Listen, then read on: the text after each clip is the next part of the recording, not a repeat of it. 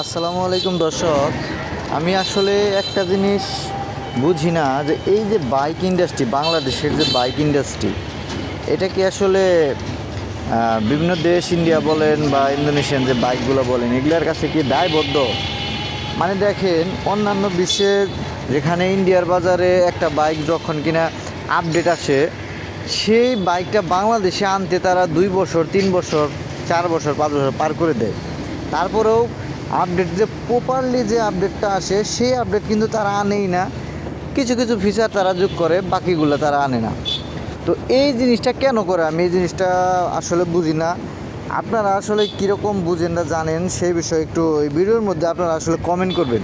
কারণ হচ্ছে দেখেন, এই যে পালসার সিঙ্গেল ডিস্ক এবিএস, যেটা গ্রাফিক্সের যে আপডেটটা এনেছে, 150 লেখাটা মানে একটু বড় করে লুকস এনেছে গ্রাফিক্সটাকে। তারপর দেখা গেছে যে এটার মধ্যে ফুল ডিজিটাল মিটার এনেছে, ব্লুটুথ কানেক্টিভিটি আছে, প্লাস হচ্ছে এটা দিয়ে আপনার একটা অ্যাডাপ্টার বা কেবল সিস্টেম করেছে, এখানে আপনি ক্যামেরা বা মোবাইল টোবাইল চার্জ করতে পারবেন। তো এই বাইকটাই ইন্ডিয়ার বাজারে 24 সালে লঞ্চ হয়েছে। তো 24 সাল এখন 26-এর শেষে, প্রায় 27 সাল চলে আসতেছে, সেটা বর্তমানে বাংলাদেশে আনছে। তো এই যে এত দিন পরে, এত লং সময় তারা যে ব্যয় করে একটা বাইক আপডেট হওয়ার পরেও তারা আনে না, মানে কী জন্য আনে না, আমি এই জিনিসটাই বুঝি না। তো আজকে আমি এই জন্যই ভিডিওটা বানাচ্ছি যে আমরা যারা বাইক লাভার আছি, যারা বিভিন্ন ধরনের বাইক পছন্দ করি, বা পালসার লাভারই যারা আছি, তাদের মনে যে একটা প্রশ্ন, যে আমরা যদি আপডেট হয়, একটা বাইক যখন কিনা আপডেট করে কোম্পানি থেকে, তো সেই আপডেটটা কেন বাংলাদেশে আসতে এত দেরি করে?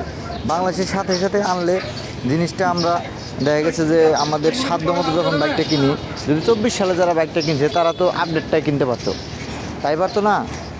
আমার সাথে একমত কিনা অবশ্যই কমেন্ট করবেন। কারণ দেখেন, এই যে মনে করেন যে পালসারের যে আপডেটটা এনেছে, নিঃসন্দেহে ভালো করেছে। এখানে কিছু খারাপ দিকও আছে, খারাপ দিকগুলো আজকে না বলি, ভালো দিকগুলো বলি, খারাপ দিক অন্য একটা ভিডিওতে আমি বলবো। তো এই যে ভালো দিক, যে এটার মধ্যে যে ডিজিটাল মিটারটা আনেছে পালসারে, এখন বর্তমানে 2 লাখ টাকা বাজেটে একটা বাইক কিনলে দেখা গেছে সম্পূর্ণ বিভিন্ন ব্র্যান্ডের মধ্যে আপডেট মিটার, ডিজিটাল মিটার আছে। আর পালসারে কিন্তু সেমি ডিজিটাল ছিল, এটা আপডেট করেছে, অনেক ভালো হয়েছে। তারপরে যেটা যে মনে করেন ব্লুটুথ কানেক্টিভিটি এনেছে, এটা অনেক ভালো হয়েছে।